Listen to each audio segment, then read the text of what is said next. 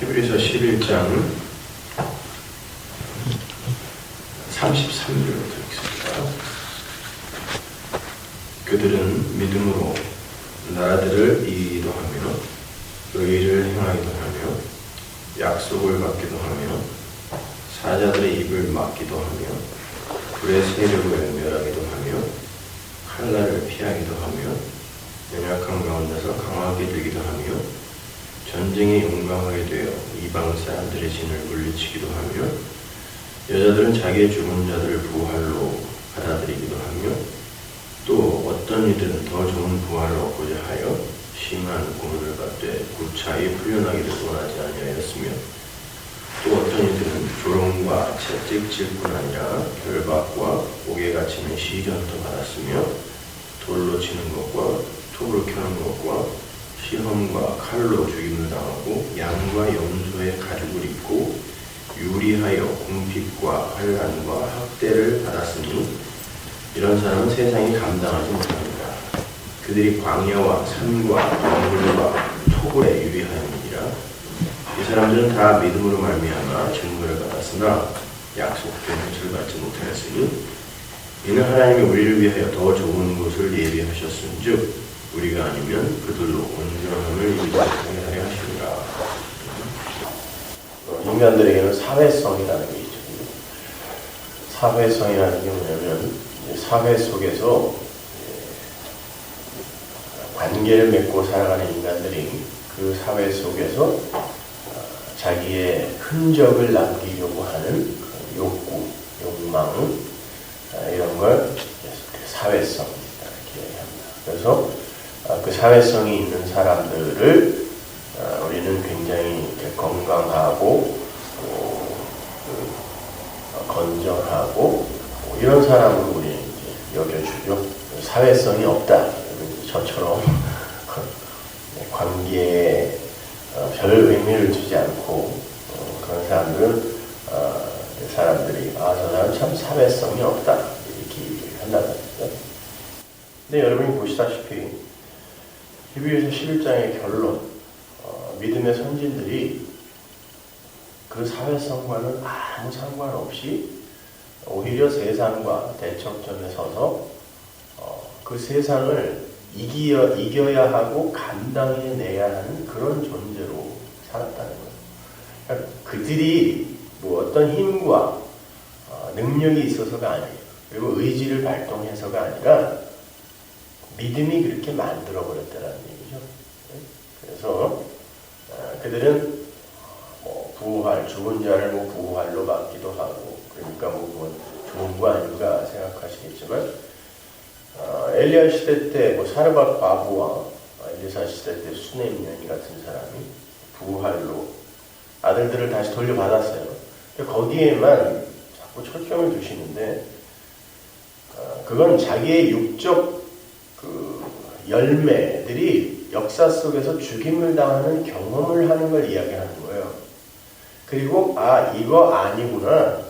그래서 새로운 예수라는 아들로 다시 받는 걸 죽은 자를 부활로 받기도 하고 라는 거예요. 그러니까 그거는 좋은 게 아니에요, 여러분. 여러분이 낳는 역사 속의 산물이 부정당하는 거란 말이에요. 이건 죽어야 되고 그리고 거기에 하나님의 그 생기, 콧김을 가진 하나님의 종들이 그 위에 그대로 엎어져서 하나님의 백성으로 살려내는 십자가를 보여주는 거기 때문에 고난이란 말이에요. 그러면 여기 적혀있는 모든 게 다 고난이에요. 그죠? 나머지는 우리가 이해하기 쉬운 고난들이니까. 왜 하나님은 이런 일을 우리 성도의 인생에 버리시는 걸까? 왜 성도는 이런 과정을 반드시 통과해야 하는 걸까? 여러분, 아들이 히브리서 1장에 보면은 아들로 하나님이 우리에게 말씀하셨다고 그러죠. 그리고 선지자들이 미리 아들에 대하여 이야기했고 그 아들을 살았다라고 이야기한단 말이에요. 히브리서 1장에서. 그러면 아들로 이야기했다라는 건 뭐냐면 이 아들의 삶, 예수의 삶이 그러니까 예수라는 것은 육적 예수, 그러니까 십자가에서 돌아가시기 십자가에 매달려서 죽기 전에 예수 그리고 다시 살아나신 분이 이제 우리의 그리스도가 되는 거란 말이에요. 그죠? 그러니까 그 아들이 이 세상에 오셔서 살아낸 그 삶, 그것 자체가 바로 성경이 이야기하려고 하는 바이며, 그래서 아들로 말씀하셨다요. 그걸 선지자들이 이야기한 거고, 미리 조금 이야기한 거고, 그 삶이 우리에게 그대로 실제화되어 나타난다는 이야기가 성경의 이야기란 말입니다. 아들로 이야기했어요. 그러면 아들이 어떻게 이야기했어요? 삶으로.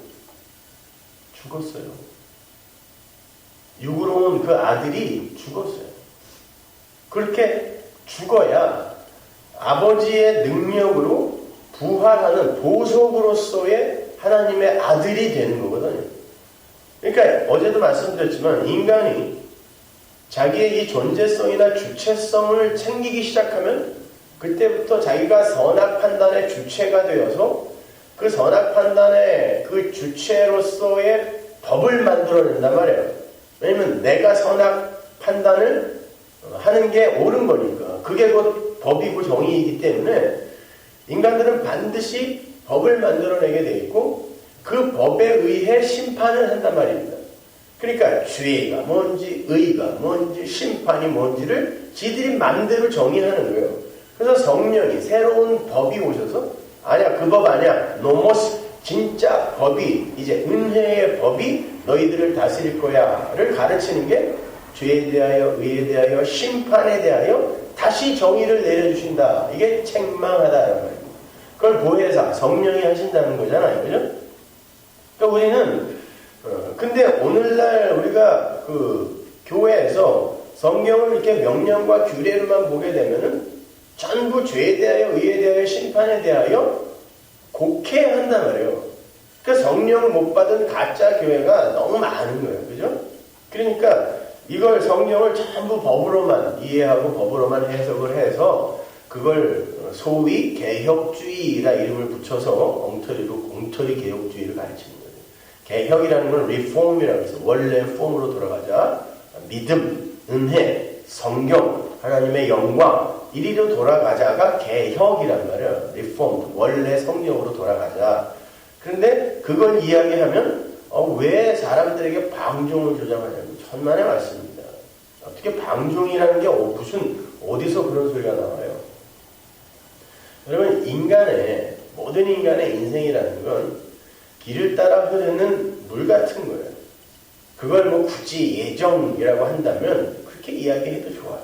그걸 숙명이라고 바꾸시면 안 돼요. 그 대신에 그러니까 예수라는 길이 있고 또 다른 자라는 길이 있어요. 근데 이 예수라는 길을 따라 물이 흐르게 되면 반드시 그 바다 낮은 곳으로 흐르죠. 물은 항상 거꾸로 흘러가는 물 보셨어요? 물은 항상 어떤 법에 의해 이게 하나님의 믿음의 능력이라고 보자는 말이에요. 은혜의 왕노릇이라고 보자는 말이죠. 어떤 힘에 의해 만류 인력이죠. 아래로 내려가게 돼 있어요.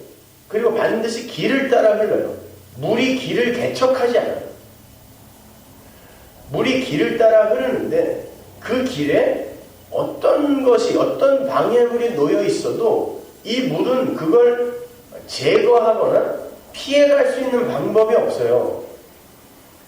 그 길이 주는 그런 방해물이나 그 어떤 것에 그냥 순응하면 이건 길이 나를 인도하는 과정에서 반드시 나에게 필요한 거니까 이게 있는 거야 라고 순응하면서 가는 걸 순종이라 그래요.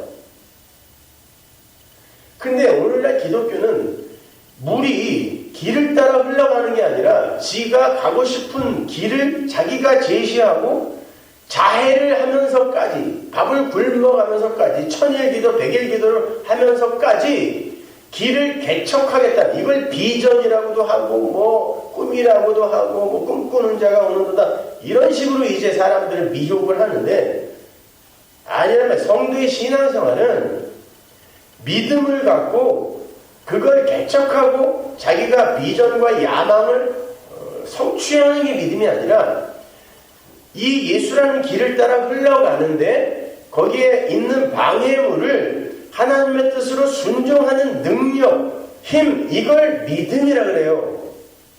믿음을 갖고 그걸 제거하는 게 아니라 하나님이 나에게 허락하시는 거라면 그 그 어떤 것도 선입니다를 인정하는 힘이 믿음이란 말이에요.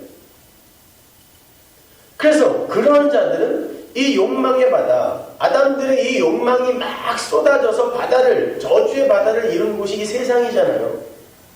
여기에서 그들은 믿음이 그 길로 끌고 가는 그 과정 속에서 이들을 그렇게 자꾸 부인시키고 부정시키고 해체해 나가기 때문에 이 욕망의 바다와 다른 세계관과 가치관을 조금씩 갖게 되는 거고, 그들이 세상이 감당치 못한다고 합니다.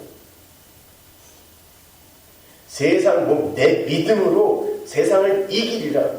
내 목에다가 칼을 들이대고 너 예수 믿을래 안 믿을래? 난 믿을 거야. 이걸 세상이 감당치 못하는 게 아니라 세상의 그런 힘의 원리, 인본주의, 율법주의, 이 원리로 흘러가는 세상과 반대되는 삶으로 이렇게 살게 되는 거. 이게 세상이 감당치 못하는 거예요. 이겨낼 수 없는 거예요. 왜? 믿음이 끌고 가고 있거든요. 보세요. 그러니까 우리에게 닥치는 고난이라는 건 바로 그렇게 우리의 자아를 차압해가는 하나님의 은혜인 거예요. 이 자아가 하나님께 이렇게 뺏겨가야, 그래야 우리가 인간들이 세워놓은 법에서 자유로울 수 있고, 그래야 우리가 내 자아의 확장, 내 이 존재의 이 실현, 이런 것으로 끌어당기고 있는 그런 나로부터 끊어져 나가게 되는 거예요. 그때 자유가 오는 거예요. 생각해 보세요. 여러분의 자식, 내 거라고 갖고 있죠. 내 재산, 내 이름, 내 보람, 내 착함, 이게 다 나거든요. 근데 이걸 내가 내 걸로 끌어안고 있으면 내 이름이 혹시 훼손될까봐 늘 불안하고, 혹시 그렇게 되면 원망이 나오고 불평이 나오고, 내 자식이 내 거, 나의 존재의 확장으로 있으면 얘가 잘 되지 않으면 힘들고 창피하고, 잘 되면 기쁘고 행복하고, 이게 근데 다 짐이란 말이에요. 그래서 예수님이 내가 너희를 자유케 하겠다라고 오신 예수님이 오자마자 뭐라고 그러냐면 네 자식, 재산, 전토 다 끊어버릴 거라고 이야기한단 말이에요. 아니 무슨 자유를 주러 오신 분이 내 소유를 다 뺏어버려. 그때 진짜 자유가 온다는 것을 예수님이 말씀해 주시는 거예요. 그 길로 끌고 가는 거예요. 그러니까 내가 부정되고 내가 이렇게 하나님 앞에 이렇게 차압을 당하고, 내가 나라는 존재가 하나님의 은혜 안으로, 그 긍휼이라는 하나님의 자궁 안으로 이렇게 함몰되어 들어가는 과정이 우리에게는 아프죠. 내가 낳은 자손이, 열매가 하나님에 의해 살해당하는 거잖아요. 그리고는 예수라는 아들로 다시 받는 게 인생이기 때문에 그걸 세상이 볼 때 고난으로 이렇게 감지를 하는 거란 말입니다. 그래서 이렇게 믿음의 선진들의 결론을 고난으로 결론 짓고 있는 거예요. 그러니까 힘든 게 맞는 거예요. 왜냐면 여러분이 육신을 갖고 있기 때문에. 그러나 이제 하나님으로부터 이 새로운 육신을 받게 될 때, 새로운 몸을 받게 될 때는 그렇게 뺏기는 게 진짜 행복이고 복이었구나를 우리가 이제 깨달아 알게 되는 거예요.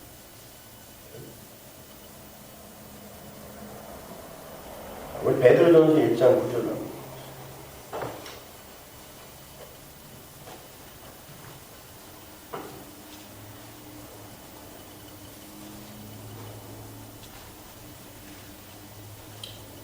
믿음의 결국 곧 영혼의 구원을 받으리라. 믿음의 목적이 뭐라고요? 믿음이 왜 왔어요? 이 역사 속에. 왜 뚫고 들어왔어요? 인생 속에. 구원이에요. 영혼의 구원. 그죠? 성경이 이야기하는 거잖아요. 믿음의 목적은 영혼의 구원이다. 근데 우리가 구약에서 구원은 뭐라 그랬어요? 애굽, 바벨론, 갈대아 여기에서 이렇게 뽑아내는 걸 구원이라고 했죠. 거기는 뭐예요? 우리가 원하는 게, 우리가 먹고 싶은 게 있는 곳, 우리가 모세 안에서 왕자로 살 수 있는 곳, 이게 세상이란 말이에요. 애굽이란 말이에요. 근데 여기에서 끄집어내요. 광야로 밀어내버리는 걸 우리가 구원이라고 배웠잖아요. 구약에서. 그러니까 믿음은 여러분의 그 자아라는 곳에서 여러분을 탈출시켜내는 거예요. 그래서 나에게서 이렇게 벗어나고 탈출되는 거. 나에 대해서, 야, 저거 정말 신뢰하고 저거 의지하고 살았으면 큰일 날 뻔했구나. 그리고 이 나에 대해서, 나에게서 나를 이렇게 뺏어내는 거예요. 그걸 구원이라는 거예요. 그게 세상이 볼 때, 아, 저건 죽는 건데, 이렇게 평가를 하게 된단 말이에요. 내가 나에게서 뺏기면 그 죽음이지 뭐예요. 야고보서 5장 10절.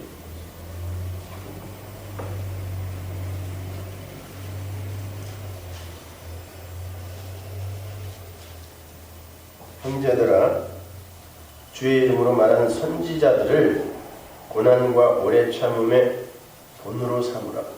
선지자라는 건 하늘의 무한의 신비, 무스테리온을 알게 된 자, 먼저 안 자가 선지자잖아요.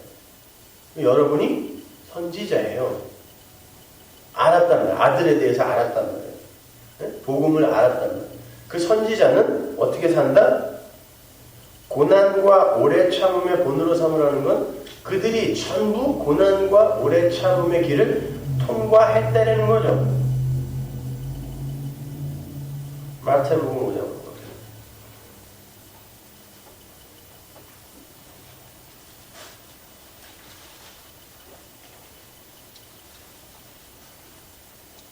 11절. 나로 말미암아 너희를 욕하고 박해하고 거짓으로 너희를 거슬러 모든 악한 말을 할 때에는 너희에게 복이 있나니 기뻐하고 즐거워라. 하늘에서 너희 상이 큼이라. 큰 상은 항상 영생이에요. 구원이에요. 너희 전에 있던 선지자들도 이같이 박해하느니라. 선지자는 뭐다? 하나님으로부터 계시를 전달받은 자라고 했어요. 여러분이 복음을 알아듣는 여러분 이야기하는. 그럼 이거는 필연이죠, 그죠? 자기의 몸, 자아를 차압당하는 그 과정을 고난이라고 한다면 그 고난의 과정을 통과해야 하는 건 모든 성도의 필연적 길인 거예요. 길. 그래서 그 길을 통과하면서 이게 맞는 거야 라고 이게 그 예수라는 길을 통과하는데 너무 장애물이 많아요. 가시로 막히고 당으로 막히고 철장이 수시로 날라들고. 그런데 그 길이 바다로 가는, 영생으로 가는, 구원으로 가는 믿음의 길이라는 걸 우리가 알기 때문에 그냥 순종하는 거예요, 거기에. 그래서 고난이 오는 거예요, 우리에게. 이겨내요. 참으라. 아니, 그렇게 이길 수밖에 없다. 그렇게 고난을 맞닥뜨리며 갈 수밖에 없다라고 오는 거예요. 호세아서 6장.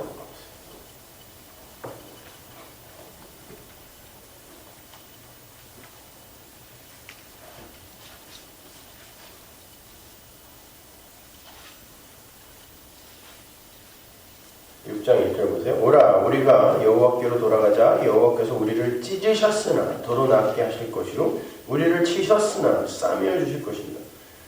싸매어 주시고 도로 낫게 할 거면 왜 찢어요? 그리고 왜 치시냐고요. 하나님이.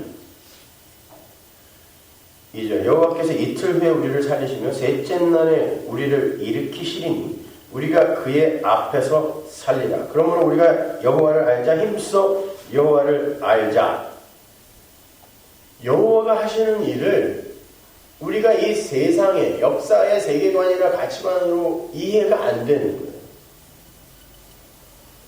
왜 죽였다가 살려야 되는지 우리는 모르는 거예요. 왜 우리가 고난을 통과하면 이렇게 우리의 육적 소산을 하나님에게 다 이렇게 몰수당하고 차압을 당해야 하는 이 고난의 삶을 살아야 되는지 우리는 모르는데, 하나님이 왜 그렇게 하시는지 우리에게 하나님이 이제 계시해 주는 거예요. 말씀으로 삶으로. 그래서 알면 이해되는 그런 거구나. 죽어야 되는 게 맞는 거구나. 이렇게. 그래서 아들이 먼저 와서 그 죽음의 길을 간 거예요.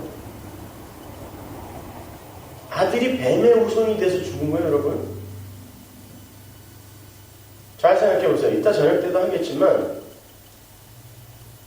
창세기 3장 15절에 여인의 후손과 뱀의 후손, 그 전쟁이 이 역사 전체의 이게 실체예요. 그죠? 여인의 후손과 뱀의 후손. 여인의 후손은 당연히 누구? 예수 그리스도잖아요. 갈라디아서 3장 16절에서 이야기하잖아요. 그 후손, 아브라함과 이삭과 야곱, 믿음의 선진들에게 약속된 후손, 제라는 복수, 여럿이 아니라 하나인데 그리스도다 그러죠.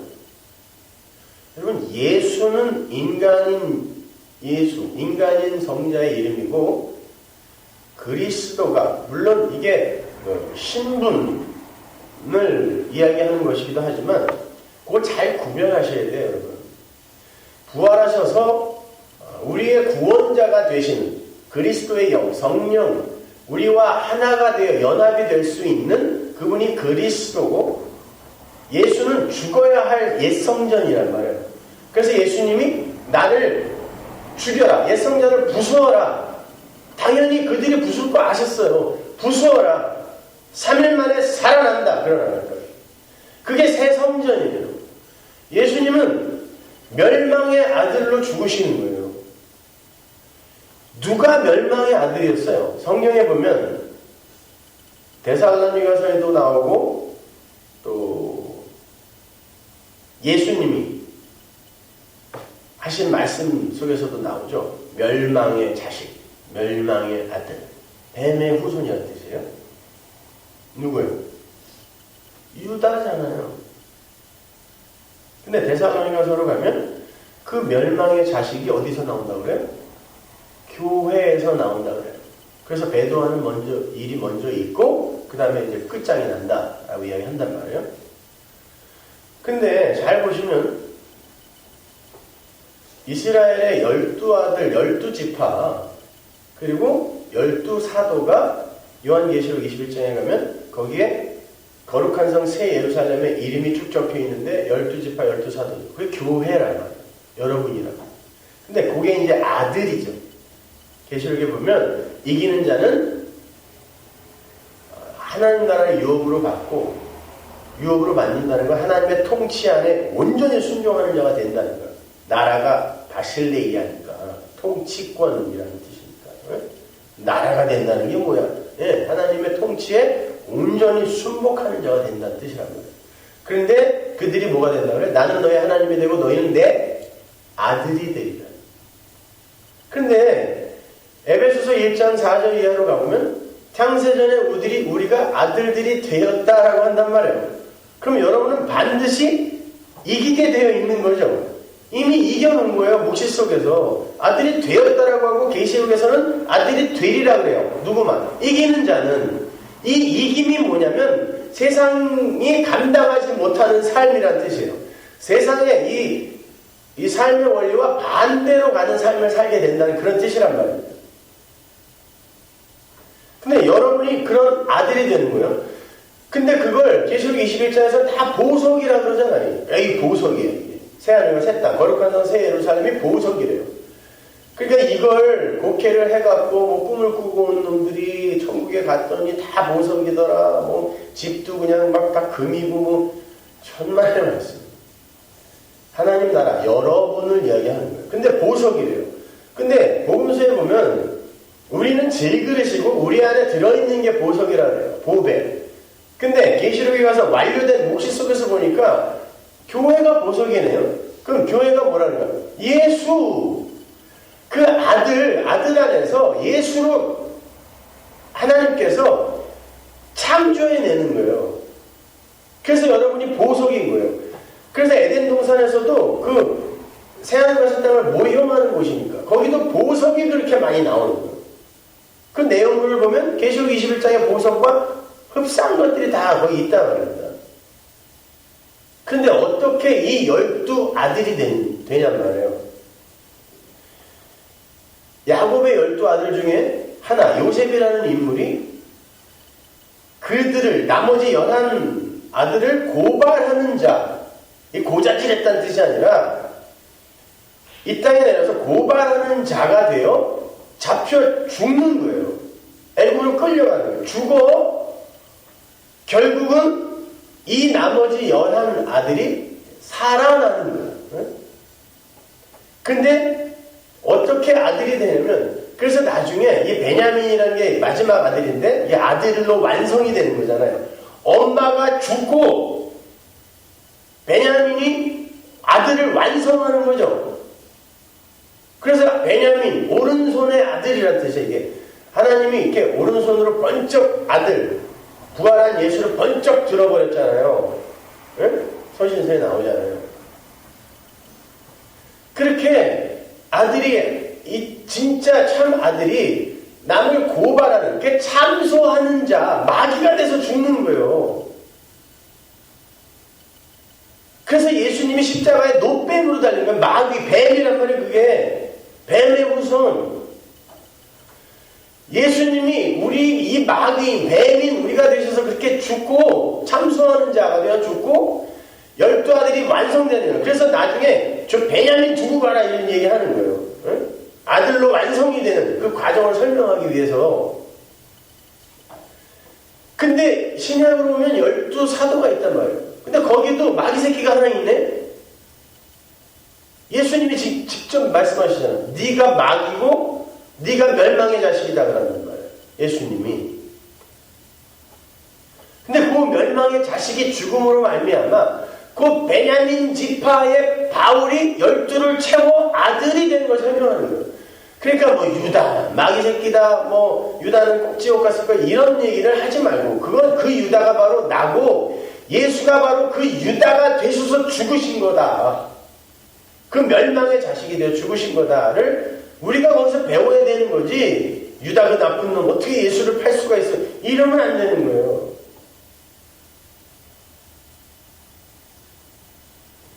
그렇게 해서 우리가 아들이 되는 거예요. 하나님의 아들, 보석이 되는 거예요. 질그릇이 깨져버리는 거라니까요. 그게 여러분의 인생이에요. 그래서 고난이라니까요. 질그릇이 깨져야 그 안에 있는 보배가 드러나죠. 예수가 드러나죠.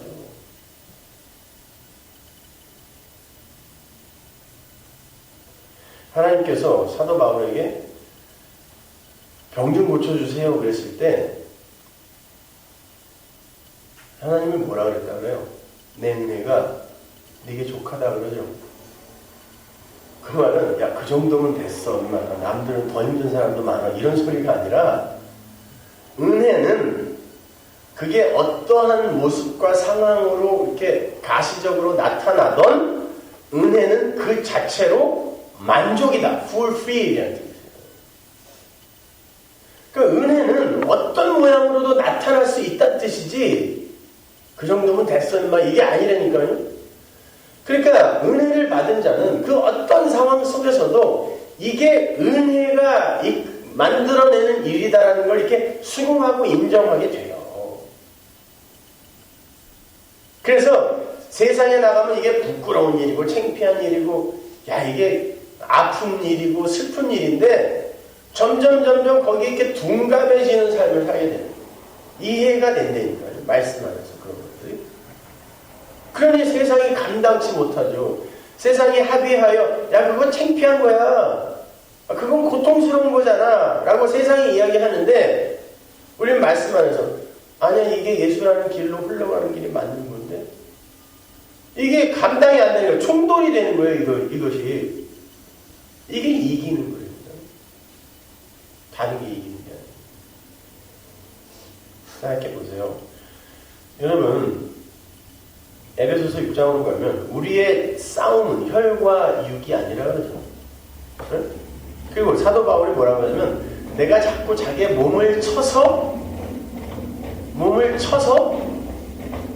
그 은혜 안으로 들어가려고 한다라는 이야기를 자주 해요. 여러분 그 말을 곡해하시면 안 돼요. 몸을 친다라는 건 허벅지를 찔러가며 세상 사람들이 도덕과 윤리와 사회법으로 이렇게 규정해 놓은 그런 어떤 선악의 구조 속에서 선의 편에 서려고 애를 썼다는 뜻이 아니에요. 늘 몸이 추구하는 건 뭐냐면, 아담들이 추구하는 게 뭐냐면, 어떻게 해서든 심지어 신앙까지도 종교 행위까지도 사용하여 인간의 보편적 자존심을 놓지 않으려고 하는 게 몸이 하는 거란 말이에요. 근데 하나님이 그 몸을 쳐버린다는 건 뭐냐면 그걸 못 챙기게 한다는 뜻이에요. 그리고는 예수님의 십자가 은혜만 붙들게 한다라는 게 몸을 쳐서라는 뜻이에요. 내 몸은 자꾸 다메섹 이전에 그 사울로 돌아가고 싶어 하는 거예요. 그때는 사람들에게 존경받았고, 아니 사람들이 그 젊은 사람이 뭘 하러 간다 그러는데 추천서를 다 써주고 야 가서 다 죽여버려 이랬을 정도면 사내들인 공회에 앉아서도 인정받았던 사람이에요.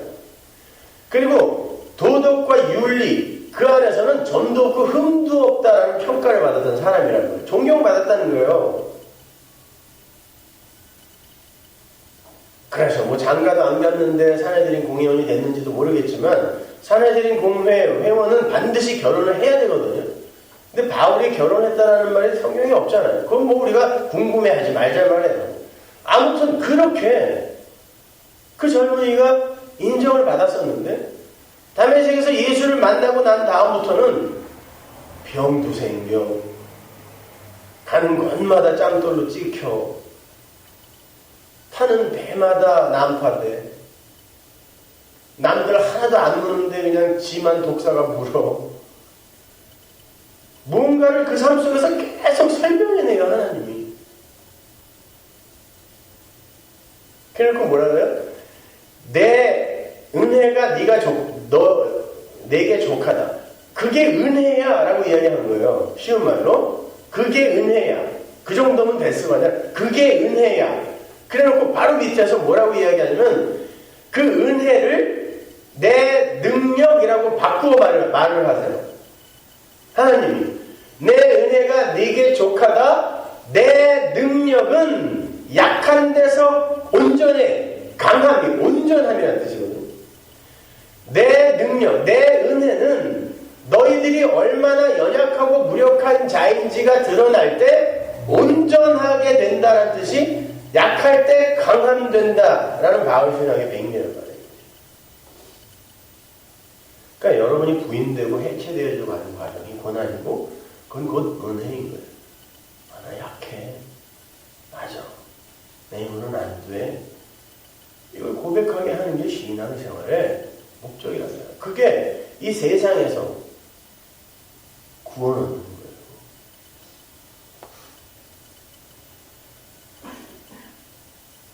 그래서 우리의 싸움은 혈과 육이 아니요 하늘에 있는 악한 영들과 뭐 정사와 권세와 이게 다 뭐예요? 이게 우리 안에 있는 마귀성이에요.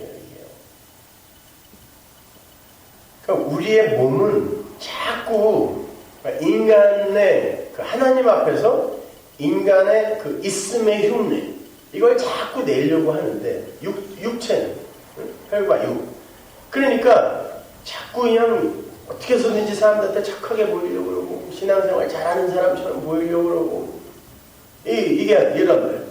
그래놓고 나는 싸우고 있어요 그러잖아요. 그게 혈과 육의 싸움이에요.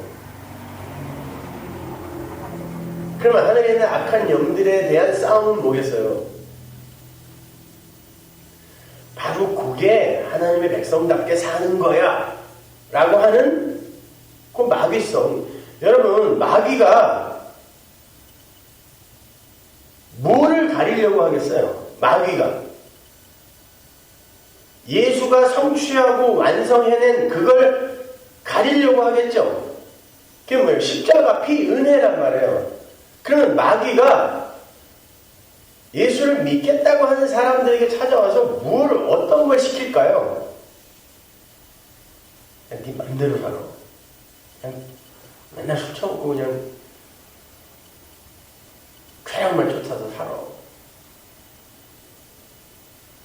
지하철 가갖고 너에게 해보자 하면 확 죽여버려. 이럴까요, 마귀가?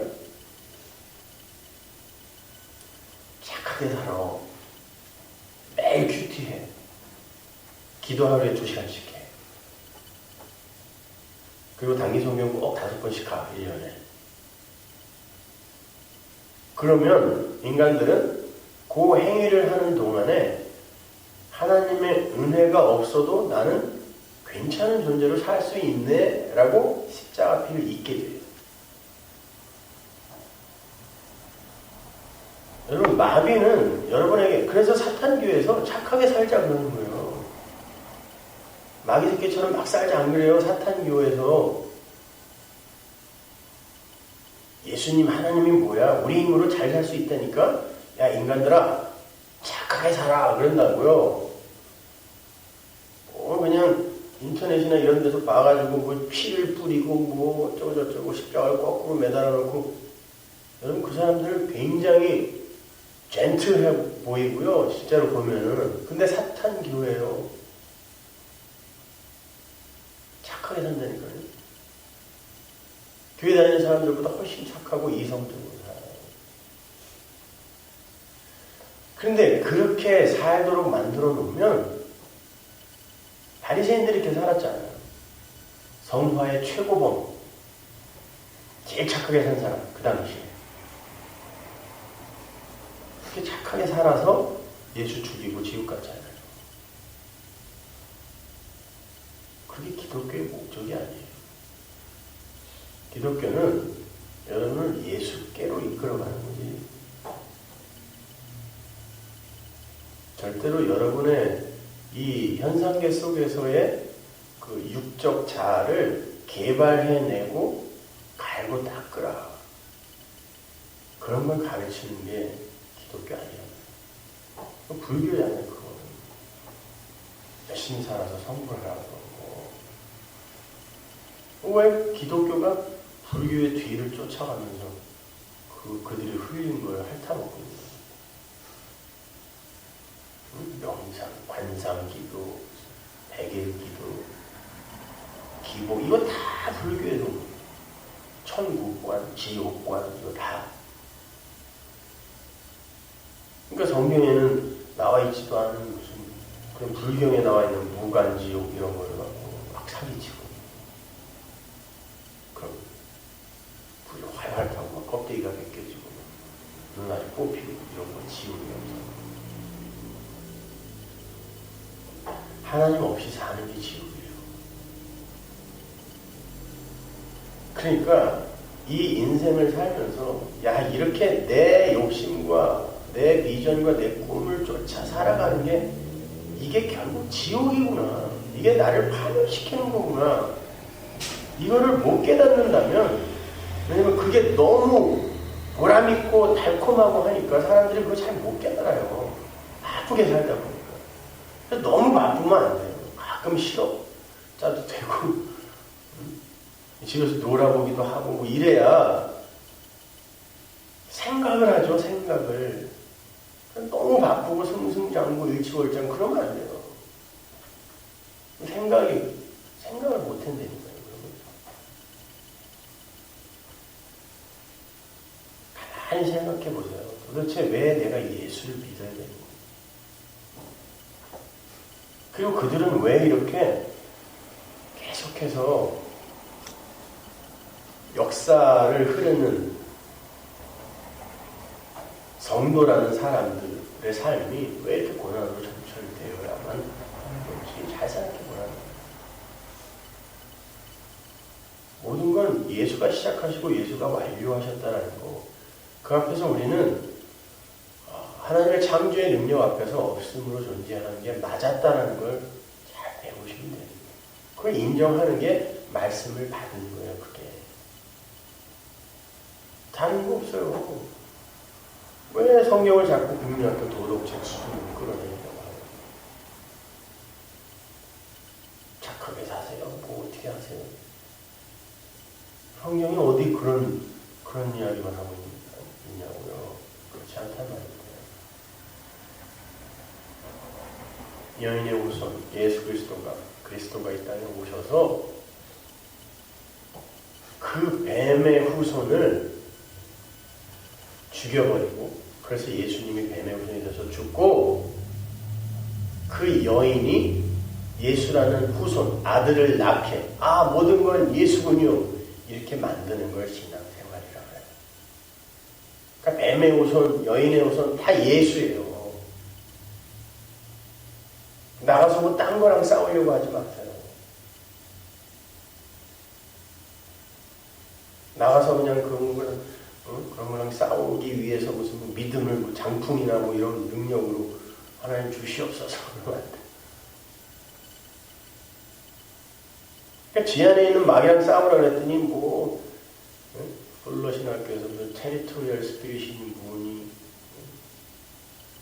말도 안 되는 그 교수들 있죠. 피로웨근을 비롯해서 무슨 테리토리얼 스피릿이 어디서 지안에 있는 게 제일 악한 마귀인데 워싱턴에는 무슨 뭐 정치 마귀, LA에는 무슨 뭐 음란의 마귀, 그게 다 이렇게 나라를 나누어 갖고 있다 그래. 그럼 나가서 기도로 싸워야 된다. 지안에 다 있는데. 아이고, 이 수준이 뭐.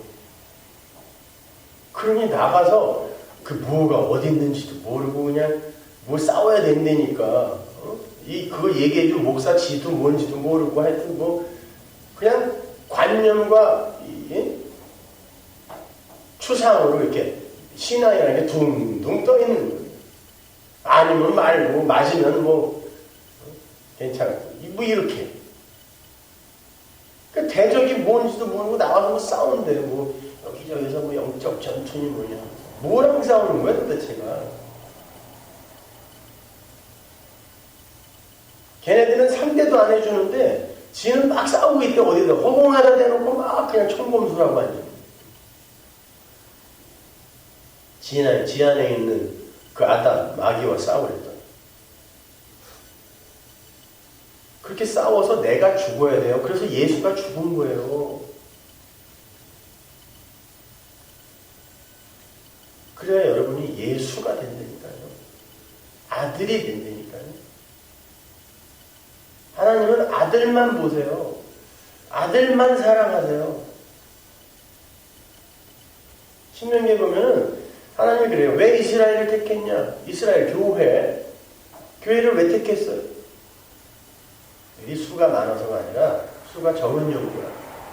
니들이 제일 쪼달아서 이런 뜻이죠. 그리고 뭐라고 붙여 이유? 내가 사랑했고 너희 열조와 약속했기 때문에. 근데 사랑했다. 사랑한 후손. 아브라함의 후손들이잖아요. 이스라엘. 근데 갈라디아서 3장 16절에서 그 후손이 예수 그리스도라며.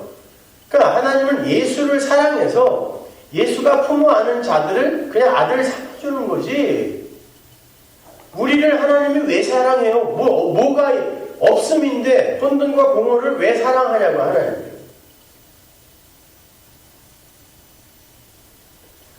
아니에요. 우리 안에 있는 아들을 사랑하고 그 아들을 품고 있는 이 육은 하나님이 미워하는 거예요. 그래서 그걸 죽여야 사랑하는 아들이 되어 내 새끼들이 되는 거예요. 그게 나라란 말이에요. 근데 입만 열면 당신은 사랑받기 위해 태어난 사람. 당신은 살해되기 위해 태어난 사람이에요. 하나님에게. 사랑받기 위해 태어난 게 아니라.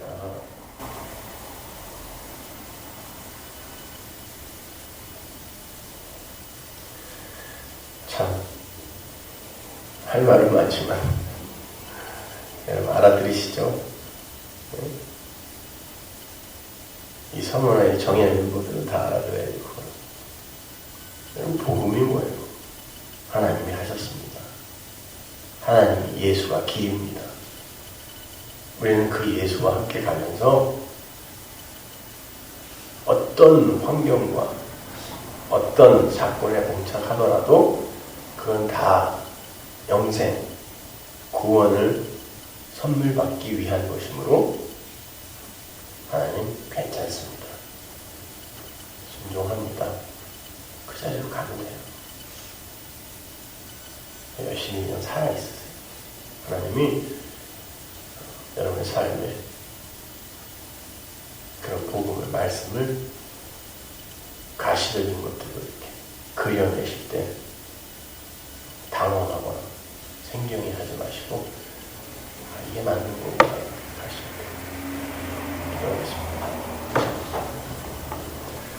하나님 은혜를 감사합니다. 아버지 하나님, 저희들은 그렇게 하나님의 창조의 능력, 은혜, 믿음에 이끌려가야 하는 자들이지 그런 것들을 발휘하거나 하나님께 뭔가를 보답할 수 있는 그런 존재가 아닙니다. 하나님의 영광이 우리에게 부어져서 그것이 흘러넘칠 때 우리에게서 하나님의 영광이 드러나는 거고, 그래서 하나님은 그걸 보면서 네가 나에게 영광을 돌렸다 말씀하시는 거고, 하나님의 기도가 우리 안에 흘러넘쳐 하나님의 그 뜻이 우리의 기도로 차고 넘치는 것을 하나님은 네가 나에게 기도하였다 라고 하시고, 하나님의 아들을 우리에게 충만히 부으셔서 그 아들이 우리의 입과 삶을 통하여 나올 때 네가 나를 사랑한다 말씀하신다 하셨습니다. 하나님, 거기에 우리가 우리의 자격과 우리의 됨됨이와 또 우리의 발전과 성숙을 논할 수 있는 틈이 어디 있습니까? 하나님의 영광, 그 하나님의 은혜, 그 하나님의 사랑, 그것만이 우리의 삶 속에서 오롯이 증거되게 하시고, 우리는 이렇게 우리의 믿음의 선진들이 갔던 그 길, 고난의 길, 자기 부인의 길, 해체당하는 길 열심히 갈 수 있게 도와주옵소서.